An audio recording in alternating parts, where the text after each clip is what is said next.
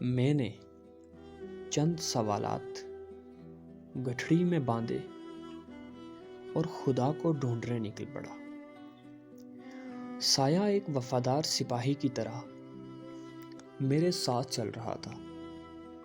میں نے دیکھا کہ آسمان بارش سے نازیبا باتیں کرتا ہے، جس وجہ سے زمین اب پانی کی جگہ خون چوستی ہے۔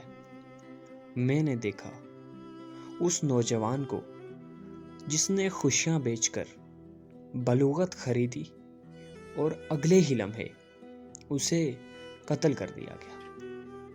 میں نے دیکھا کہ لوگ بھول بیٹھے کہ خدا تو کوئی نہیں، اپنے تخیل سے ایک خدا تخلیق کیا، پھر خود سے نئے قانون بنائے اور برہنہ سوچ سے مکمل مذہبی زندگی جینے لگے۔ میں نے دیکھا کہ لوگ مرنے سے پہلے دوسروں کی زمینوں پر اپنی قبریں تیار کروانے لگے تاکہ مرنے کے بعد وہاں قبضہ کیا جا سکے۔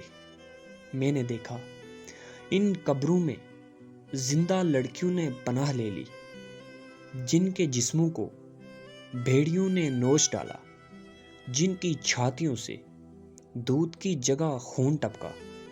میں نے دیکھا کہ دنیا میں جہنم بنائی گئی اور اس کے افتتاح کے لیے تخیل والے خدا کو دعوت ہوئی۔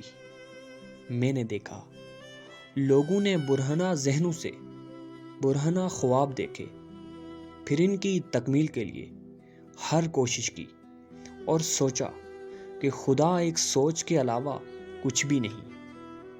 میری گٹھڑی سوالوں سے بھر کر زمین پر گر گئی۔ میں چلایا مگر میری آواز مجھ میں قید تھی۔ میں یہ سب دیکھ کر ریل کی پٹری پر لیٹ گیا، مگر اچانک ایک خوفناک آواز نے مجھے پاگل کر دیا۔ وقت رک گیا، سورج کا رنگ سرخ پڑ گیا، پہاڑوں نے زمین سے تنگ آ کر آسمان کی طرف اڑنا شروع کر دیا، سمندروں نے شہروں کا رخ کر لیا، اور میں نے یہ منظر دیکھ کر اپنی آنکھیں بند کر لی۔